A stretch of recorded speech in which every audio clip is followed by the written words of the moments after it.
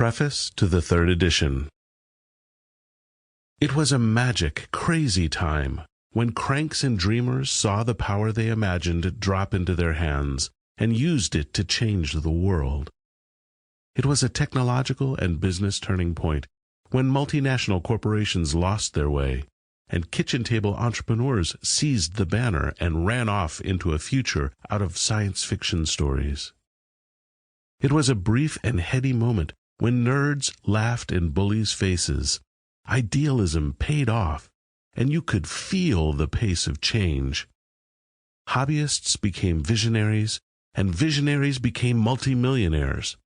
It was a bona fide revolution, bred of those things that drive people to greatness: greed and idealism, pride and love, the thrill of achieving what nobody else has ever done before, the adrenaline rush of riding a big wave, and yes, throw in Buddhism, est, and transcendental meditation too. This is the story of the personal computer, its birth, its rise to power and influence, and its eventual decline. It is also the story of some unusual individuals. The personal computer came into existence because, at a time when the idea seemed far-fetched, these individuals wanted so passionately to have a computer of their own that they just made it happen. It is also a story of populist values. The personal computer was born in a time of social ferment, when idealism ran high. Many of the people so passionate about making a personal computer reality were equally passionate about opening up the arcane technology of the computer to everyone. Computer power to the people was their rallying cry, and it truly was one of the forces that shaped the personal computer era. For a time, the personal computer, a real computer in the hands of an individual and usable and even programmable by that individual, became the center of the technological universe.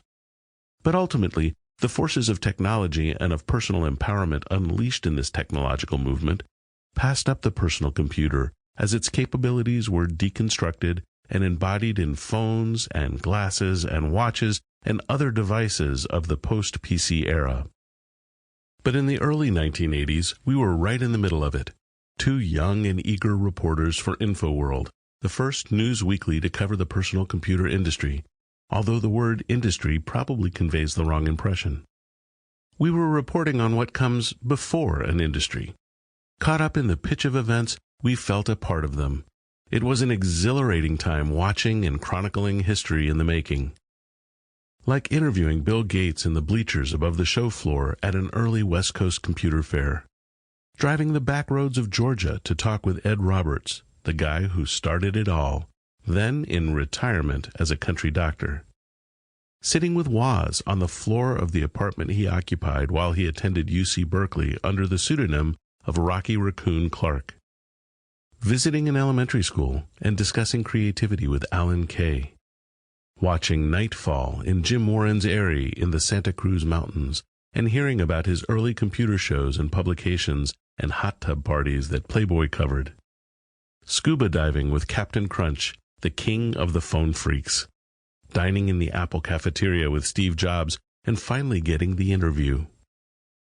We talked shop with them all as part of our work, but we noticed a palpable shift in atmosphere when we put aside the business of the day, laid down our InfoWorld notebooks, and said, "Now tell us how you got started." And tell us they did, often at great length and frequently with astonishing candor.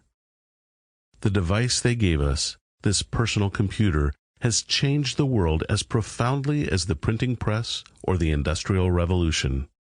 And we think it's all the more amazing when you think about how it got started. The personal computer still exists, of course, but in an important sense, its era is over. We believe the story of that era is worth remembering.